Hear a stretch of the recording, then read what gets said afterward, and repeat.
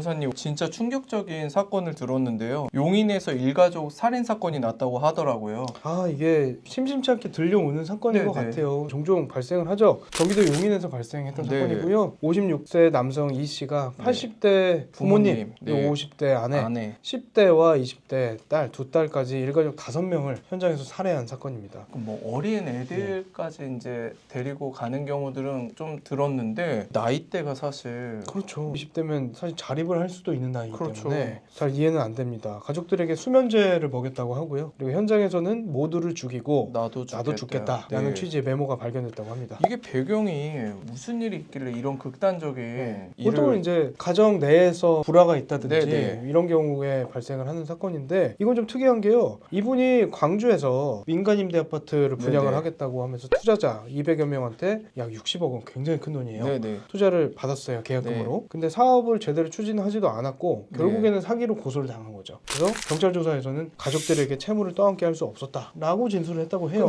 저는 완전히 이게 이해가 안 되는 게 말도 안 된다 보는 게 사업을 자기가 혼자 하다가 자기가 망한 건데 무슨 연자제가 있는 것도 아니고 그렇죠. 무슨 딸들한테 채무가 넘어간다? 그 저희가 뭐 유튜브에서도 상속포기, 한정승이 이런 거 얘기 많이 하잖아요. 네. 이게 뭐 사실 큰 이슈 아니거든요. 망해도 본인만 망하면 되는 건데 말이 안 되는 얘기죠. 왜 이런 선택을 했는지도 모르겠고 그런 진술도 사실 이해가 선뜻 되지는 않는다. 오히려 좀 추측을 조심스럽게 해보자면 이런 이제 채권 채무 관계 때문에 집에 채권자들이 좀 찾아와서 가정 불화가 생겼다든지 뭐 그런 것들을 예상해 볼 수는 있겠습니다. 뭐 너무 어린 아이들이 예를 들면 뭐 3살, 4살 이런 애들이 부모 없이 혼자 살아갈 게 걱정이 돼서 죽였다 뭐 이런 거는 제가 뉴스로 가끔 봤는데 20살이면 벌써 이미 성인이고 뭐 대학생일 텐데 이런 맞습니다. 일이 있었다는 게 참 그렇고요. 주요 쟁점이 뭘까요?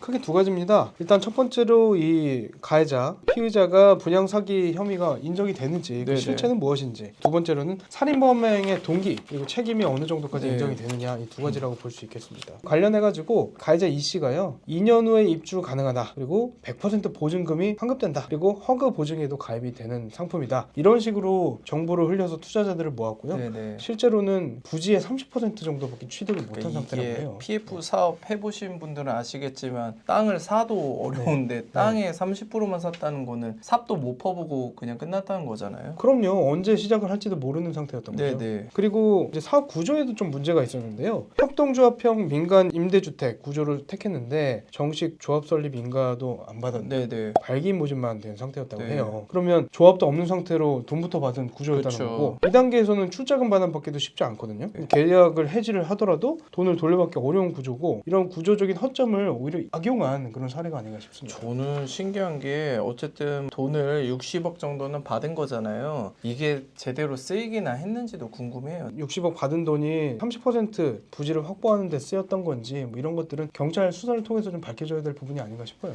아마도 뭐 특경 사기로 조사를 받고 있는 중 아니었을까 싶어요. 왜냐면 맞습니다. 사기 네. 범의 금액이 워낙 크기 때문에 그렇죠. 일반 형사 네. 형법의 사기죄는 아니고 특경법으로 갔을 것 같고, 어쨌든 사람을 죽인 더 큰 범죄를 저지른 거잖아요. 네. 또 이것도 또 법리적으로 따져볼 부분이 있잖아요. 네, 이게 사람을 죽였는데 5명이에요. 그러면 개별적인 범죄들이 경합범이라고 해서 한 번에 여러 개의 범행을 저지르면 네네. 개별적으로 다 형량을 따로따로 처벌할 수가 없기 네. 때문에 가중해서 처벌하는 구조를 택하고 있거든요. 지금 여기서 가장 무거운 죄는 부모님을 죽인 죄, 존속살해죄라고 하는데요. 존속살해죄의 형량의 절반까지 추가적으로 가중을 하는 그런 방식으로 형량이 성립을 한다. 일단은 그러니까 그렇게 뭐 알고 계시면 돼요. 아버지 어머니 존속살해, 배우자랑 자식 2명은 그냥 살인죄. 그렇죠. 이 사람 말로는 어쨌든 채무를 부담을 안 주려고 죽였다. 그러니까 살해의 동기를 이렇게 얘기를 하는데 이게 법적으로 형사 사건에서 디펜스의 어떤 근거가 될 수 있을까요? 전혀 될 수가 없는 게요. 사망을 하면 채무도 상속이 되긴 돼요. 그렇기 때문에 부담을 지울 가능성이 있는 건 맞죠.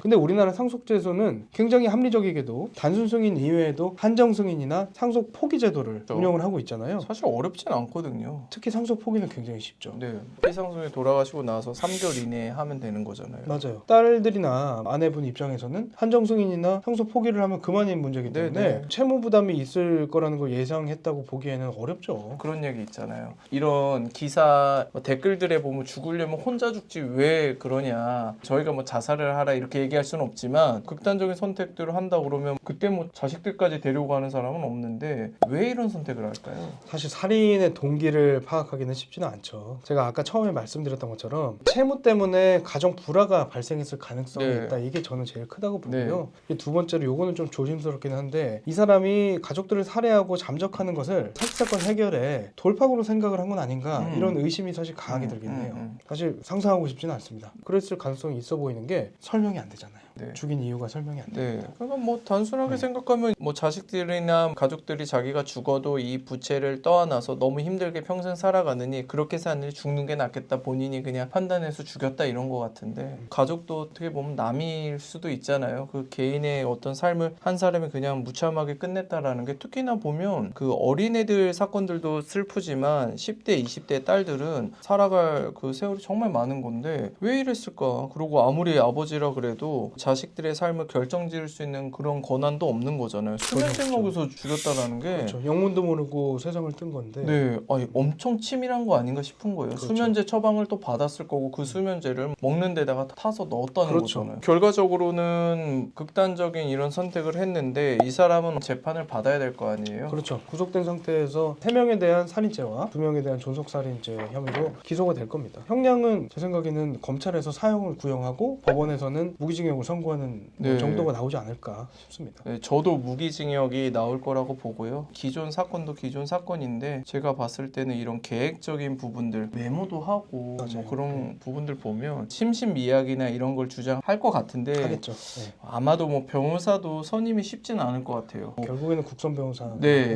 왜냐면 아무리 변호사들도 사선 변호사들이 이런 사건을 맡는다는 건 상당히 부담스럽거든요. 이건 아마 두고두고 회자가 될 사건인 것 같습니다. 네. 조만간 만약에 경찰 수사 과정에서 추가적인 사정이 나오면 저희가 저희 유튜브 채널에서도 좀 더 한번 언급을 해볼게요.